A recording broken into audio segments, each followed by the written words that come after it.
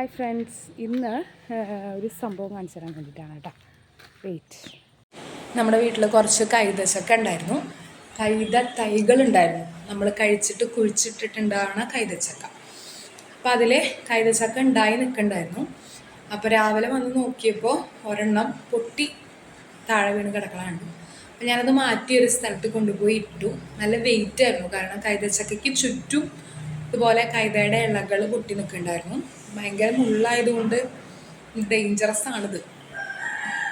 അല്ലാതെ ഞാൻ മാറ്റി കൊണ്ടുവന്നിട്ടു. നിങ്ങൾക്കതൊന്ന് കാണിച്ചു തരാൻ വിചാരിച്ചു. നല്ല ഭംഗിയാണ് കേട്ടോ, നിൽക്കണ കാണാൻ നല്ല ഭംഗിയാണ്. അതിൻ്റെ ഉള്ളിലൊരു കൈതച്ചക്ക ഉണ്ട് എന്നുള്ളത് സത്യം പറഞ്ഞാൽ അടുത്ത് പോയി നോക്കിയാൽ തന്നെ മനസ്സിലാവുള്ളായിരുന്നു. എനിക്ക് നല്ല ആശ്വാസമായിരുന്നു. അതിനെ ഒരു കീടവും കൃമിയും ആക്രമിക്കില്ല ഇങ്ങനെ ഇലകളുടെ ഉള്ളിൽ നിൽക്കണ കാരണം എന്ന് വിചാരിച്ചിട്ട്.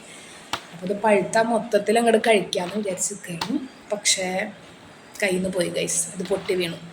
അപ്പം ഞാൻ അതിൻ്റെ ചുറ്റുമുള്ള ഇലകളൊക്കെ വളരെ ശ്രദ്ധയോടുകൂടി ഒരു ഡിസ്റ്റൻസ് ഇട്ടിട്ട് വെട്ടി മാറ്റി വെച്ചുകൊണ്ടിരിക്കുകയാണ്. കാരണം ഫുള്ള് മുള്ളാണല്ലോ, പിന്നെ കൈതേമ വെട്ട് കൊള്ളാനും പാടില്ല. വെട്ടി വന്നപ്പോഴാണ് ഫുള്ള് പച്ചയാണെന്ന് മനസ്സിലായത്. ഇത് മൂത്തിട്ടില്ല എന്നാണ് തോന്നുന്നത്, തനി പച്ച.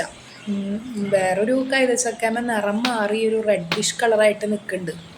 അപ്പം ഞാൻ ഓർത്ത് ഇത് അതിനേക്കാളും വലുതാണ്, അതിനേക്കാളും മുമ്പ് ഉണ്ടായതാണ് ഈ ചക്ക.